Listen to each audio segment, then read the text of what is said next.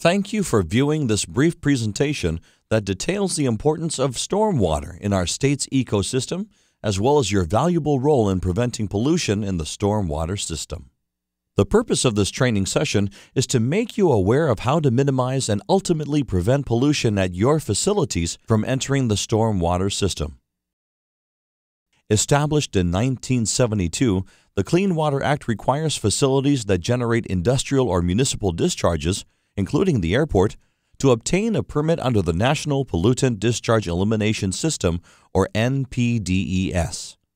Pollution can come in several forms from obvious sources, like jet fuel leaks, gasoline storage tanks, oil spills, and chemical waste. Pollution can also come from sources that are not so obvious, such as surface debris and sediment. Any pollutant that enters the stormwater system is considered an illicit discharge. Our goal is to prevent such discharge from entering stormwater in the first place. You may wonder how chemicals housed at your facility can come to be considered an illicit discharge and affect state waters. A simple example is any instance of rain. When it rains, anything exposed to rainfall can easily be washed off into storm drains. For example, rainwater will pick up oil drips on the ground, which sometimes appear as a sheen. Rainwater also picks up debris, eventually being directed away from roads, runways, and taxiways and into storm drains. In Honolulu, the system of interconnected storm drains is referred to as the MS4, a network of channels, conduits, drains, and outfalls that move water away from the airport and into receiving state waters. The MS4 does not treat the water before it enters the receiving water. In Honolulu, the majority of the water discharges to Ke'ehi Lagoon or Mamala Bay. Common pollutants found in Hawaii are excess debris and sediment. But while trash's potential to harm the environment is apparent, the impact of sediment may not be so obvious. Sediment is harmful because it can actually smother local coral reef, resulting in bleached coral that no longer supports marine life. This is just one example of the way that chemicals, debris, and sediment originating at your facility can mix with stormwater and endanger Hawaii's ecosystem. The airport's NPDES permit specifies that a Stormwater Management Program Plan, also known as SWMP, be created to determine methods for preventing pollution from reaching the ocean. The SWMP contains several programs, including those you see listed here.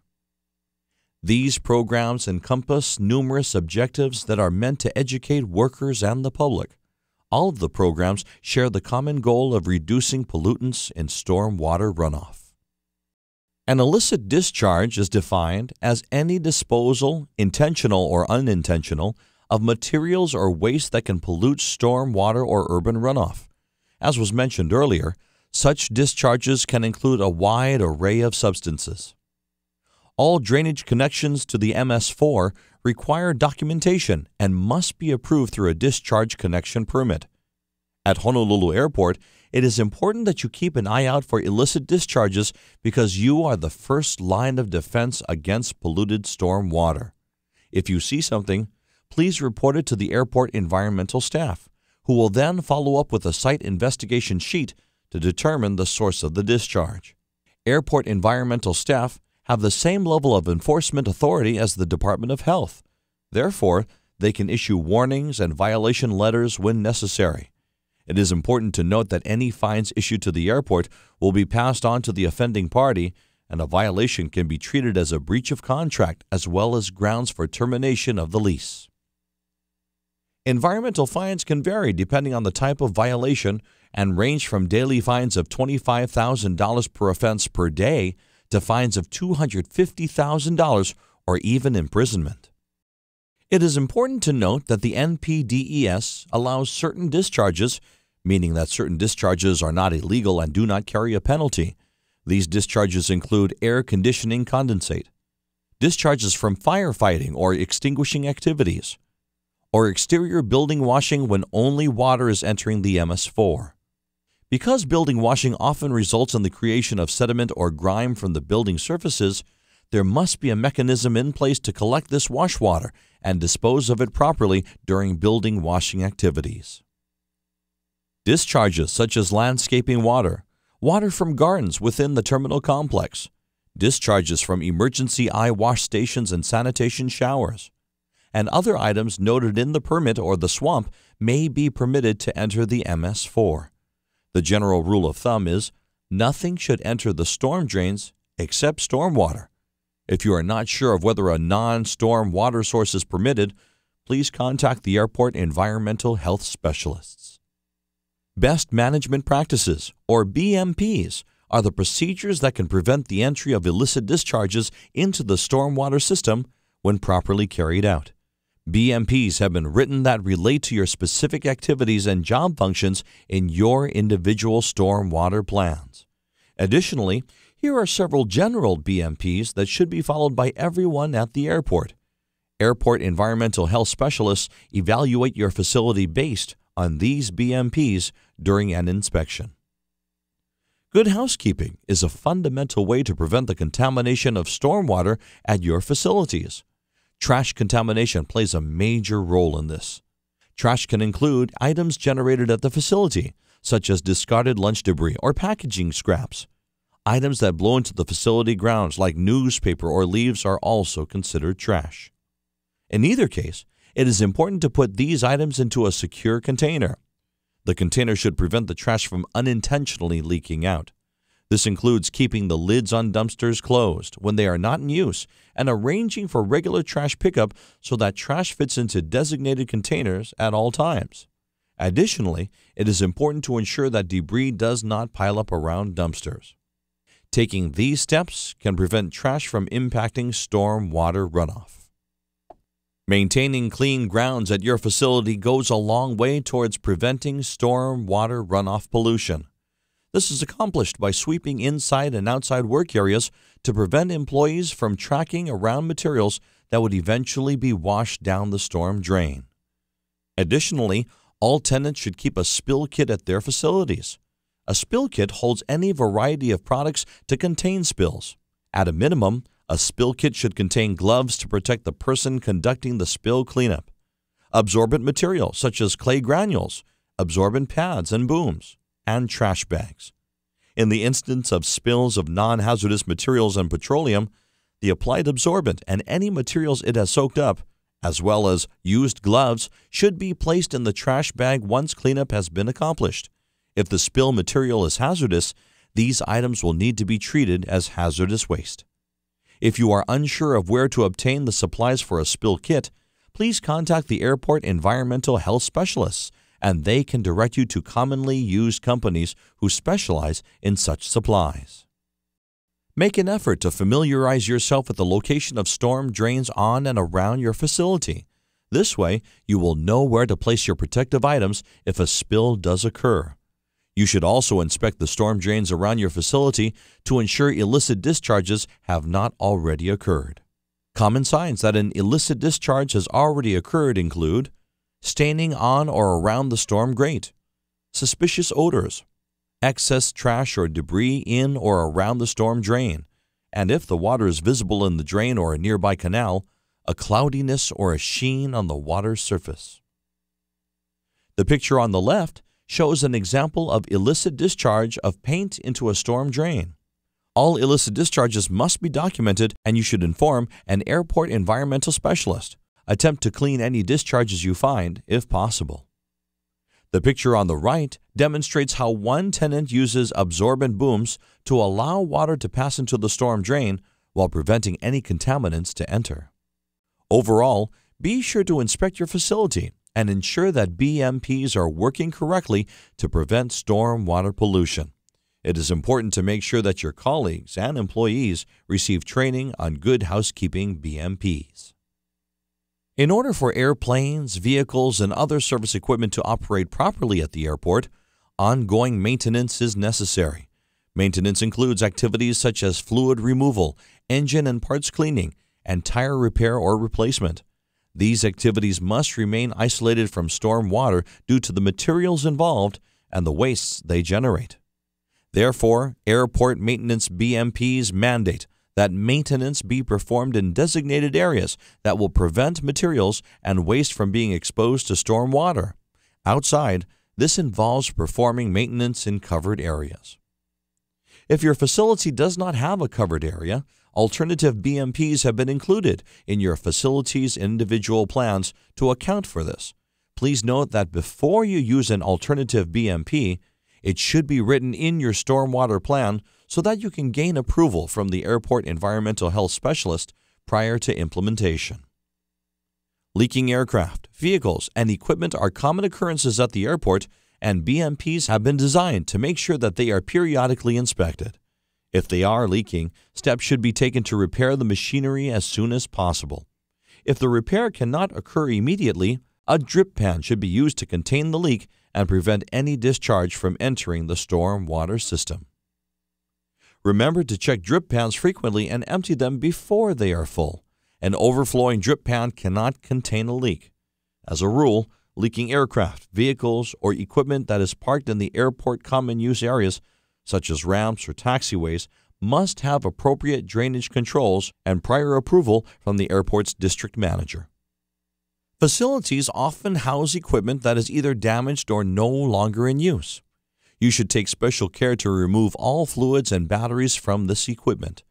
Generally, this equipment is not inspected as frequently, increasing the chances of a leak or other illicit discharges into the stormwater system. Fluids collected from salvage equipment and regular maintenance fluid changes are often captured in a small container. This is because it is typically not feasible to use a large drum to capture these fluids. However, smaller containers should be emptied into larger containers as soon as possible to prevent spills from the smaller containers. Small containers should also be clearly labeled to inform employees about their contents. Body repair on vehicles and equipment is a common event at the airport and includes sanding, painting, welding, and washing. The materials and waste generated by these procedures have the potential to release pollutants like oil, grease, and paint into storm water. Therefore, it is important to perform body repair activities indoors or under a covered area that isolates the materials and waste products from storm water.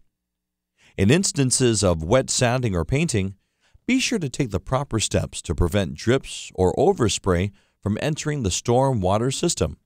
This involves proper use of absorbents and performing body repairs in the correct areas, such as a paint booth.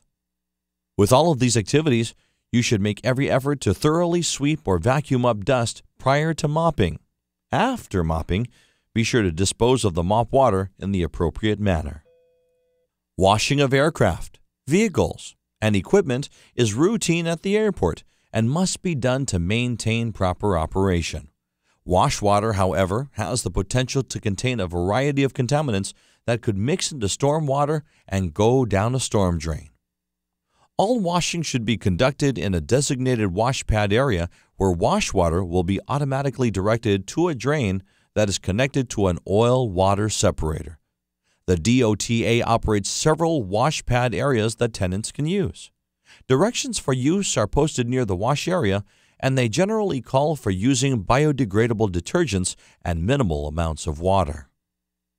If you cannot use a wash pad area, an alternative BMP may be implemented with prior approval from an airport environmental health specialist. This method involves sponge washing the aircraft or equipment with a bucket of water to eliminate excess wastewater. All contaminants should be contained within the bucket of wash water and can then be disposed of in a sanitary sewer. Wash water that falls on the ground must be removed using absorbent materials or a wet-dry vacuum immediately after washing. Oil-water separators, or OWS, are connected to the wash pads and serve to remove contaminants from excess wash water before directing this waste to the sanitary sewer or evaporation pond. If the OWS is connected to the sanitary sewer, the city or county may require your facility to obtain a discharge permit. There are two common types of OWSs. The coalescing plate interceptor, known as a CPI, removes much finer particles from water than the American Petroleum Institute version, also known as API.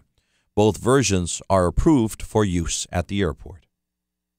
These OWS units must be inspected and maintained annually to remove accumulated oil, grease, debris, and sediment. This helps to maintain their operating efficiency. It is important to maintain an inspection and maintenance log for your facility's OWS unit. During the fueling of aircraft, vehicles, or equipment, there is the potential for leaked or spilled fuel to contaminate storm water. Therefore, all fueling areas should be assembled to minimize this possibility. Fueling areas should be covered, and fuel tanks and dispensers should be protected from accidental vehicle impact with bollards or curbing. Fueling areas should also feature spill kits in close proximity so that if spills do occur, they can be quickly and effectively cleaned. During fueling, BMPs dictate that you should not top off fluids and never fuel an unattended vehicle. These fueling instructions should be prominently posted in all fueling areas. Fueling areas commonly feature fuel storage tanks, either above or below the ground. Fueling trucks are a normal alternative when an on-site fuel tank is not present. Fuel tanks and trucks have connecting pipes and hoses that need to be inspected regularly for cracks and leaks. These fueling mechanisms should also be equipped with emergency shut-off controls that allow the user to stop the flow of fuel in the instance of a spill. Shut-off controls should be tested often to ensure proper functioning. Another thing to inspect and monitor regularly is the contents of underground fuel storage tanks. Since they are not visible from the surface, electronic devices, such as a Veeder Root or Ronan series, can take measurements so that you can ensure the tank's contents are not leaking. The Code of Federal Regulations, Title 40, Chapter 280, or the Hawaii Administrative Rules, Title 11, Chapter 281, can serve as useful resources for further information about underground storage tanks. The way materials are stored can affect storm water runoff. For instance, materials left exposed to the weather can be swept off by storm water and enter the MS4. Therefore, materials should be stored indoors or under cover. The cover can be as simple as placing a tarp over materials while they are stored outside of your facility. Also, consider implementing secondary containment, which serves to keep materials within the storage area if the primary container should fail. The container in which a material is stored is also important. You want to ensure that all materials are stored in appropriate containers that remain closed when not in use. For instance, you wouldn't store an acid in a plastic container because the product would eventually eat through the container and cause a release. Keeping materials in their original containers is typically a safe method of ensuring that they are compatible. Additionally, the container should be properly labeled with the name of the stored material. Waste materials require additional labeling depending on the type of waste being stored. This will be discussed further in the solid waste BMP section of the training. As a standard practice, it's important to keep an inventory of all the materials you use at your facility. By periodically reviewing this list, you can ensure that you purchase and store only what you will use in the future. From this list, you should also compile material safety data sheets, often called MSDS, for all the chemical substances present at your facility. These MSDS should be kept in a location accessible to all employees so that they are aware of the precautions they must take when handling the chemicals. In addition to storage, day-to-day handling of materials at your facility can have effects on storm water quality. For instance, many of the materials used at airport facilities are hazardous materials, such as solvents. However, alternative chemicals are generally available and are less hazardous, thereby posing less of a risk to the environment. Biodegradable solvent is an example of this. In addition to limiting your usage of hazardous materials, also remember to follow the manufacturer's instructions for usage. Often the safety measures listed on the material's label will not only keep workers safe, but also the environment. Labels should include information regarding the level of protective equipment that must be worn during the material's use, need for ventilation, and other details. For example, pesticides should not be used prior to a rain event or in a high wind situation. Loading and unloading materials to bring them to and from your facility is also a part of handling. The BMPs applicable to this process involve limiting the material's exposure to rainfall, which prevents harmful substances from washing down a storm drain. Loading and unloading areas should be covered and swept frequently to prevent debris from interacting with storm water. The improper handling of solid wastes can allow pollutants to enter storm water runoff. This type of illicit discharge is prevented by paying attention to important details like handling, storage, and disposal of solid waste, as well as reducing waste generation through reuse and recycling. Remember, the more of a product you use, the less will have to be managed as waste. The solid waste generated at a facility can include oil-based paint, petroleum products, solvents, or antifreeze. Some of these wastes should be managed as hazardous materials, and all handling of these wastes should be in accordance with state and federal regulations. Some general BMPs should be used for every type of waste. A good first place to begin is a used materials product label and MSDS, which should contain useful information regarding disposal. Therefore, it is important to retain the labels and MSDS for each material until it is properly disposed of. Also, try to recycle items when possible. This applies to used oil, solvent, spent batteries, and scrap metal. Recycling items for a new purpose greatly reduces the amount of waste that your facility will produce and must manage. Of special note, facilities at the airport that have been granted permission to paint must follow specific disposal rules for the paint. This involves never cleaning a paintbrush in the storm drain. Brushes are to be cleaned with minimal amounts of water or solvent that will be contained to prevent it from impacting storm water. Water-based paints may be allowed to dry out and can be disposed of in a landfill, but oil-based paints must be treated as hazardous waste and disposed of accordingly. Each tenant at the airport is considered an individual waste generator and is responsible for ensuring that hazardous wastes are disposed of correctly. Hazardous wastes should be placed in a designated area indoors or a covered area outdoors. The containers holding this waste should always be marked with the words hazardous waste and the accumulation start date. This is the date that the first drop of hazardous waste went into the container. The amount of hazardous waste your facility generates determines how long the facility can store hazardous wastes. The majority of airport tenants are considered conditionally exempt small quantity generators, and regulations allow for no time limit for storage. However, keep in mind that you cannot store more than 2,200 pounds of hazardous waste at any one time. This is roughly equivalent to 270 gallons of petroleum product. Select a reputable company to transport your facility's hazardous waste to its final destination. Additionally, remember to maintain a hazardous waste manifest for at least 3 years for each waste.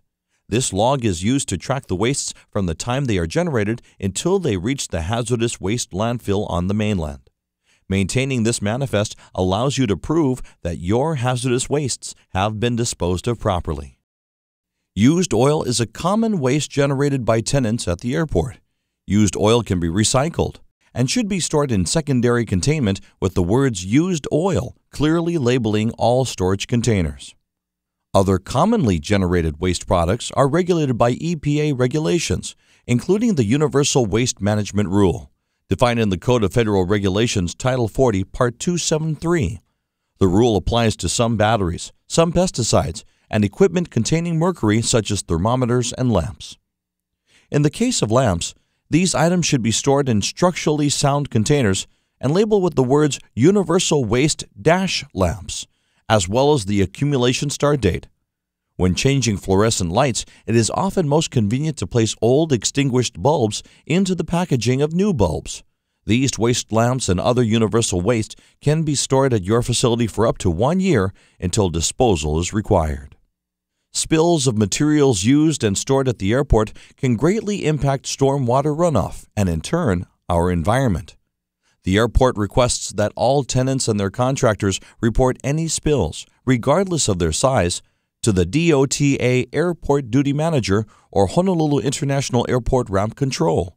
Additionally, daily inspections of your facility's grounds will identify any small spill, which can be effectively dealt with immediately. When a spill occurs, the first thing to do is stop your work and shut down your equipment, which may stop or slow the release of illicit discharge. Also, you may need to vacate the area. The first person to notice the release should contact the facility supervisor, manager, or owner who will be the emergency coordinator for the release and ultimately responsible for the cleanup activities. Since the spill has occurred on airport property, also be sure to notify Ramp Control. Now, their phone number is 836-6670. Ramp Control will then notify ARFF, if necessary, to respond if any of the spill materials were to ignite. This slide lists the numbers of agencies that should be notified in the event of a large spill. In the event of a spill, it is important to keep employees as well as any non-essential equipment or individuals away from the spilled material, as they may spread the material and increase the area that requires cleanup. It is very important that you remove all injured persons from the area immediately and respond to their injuries before attempting to initiate spill cleanup. The Emergency Coordinator, or EC for short, is an essential part of the cleanup process, and he or she must assess the spill situation. Important details for the EC to evaluate include what was spilled, how much was spilled, and whether any of the spilled material is hazardous. If the material is liquid, it may require more to contain than a spill of solid material. Also, the size of the spill will determine how airport operations will be affected. Some small spills may be cleaned up without disrupting airport operations. However, large spills may be beyond the capacity that the facility's spill cleanup materials can absorb. In this case, a contractor will need to be called to clean the spill.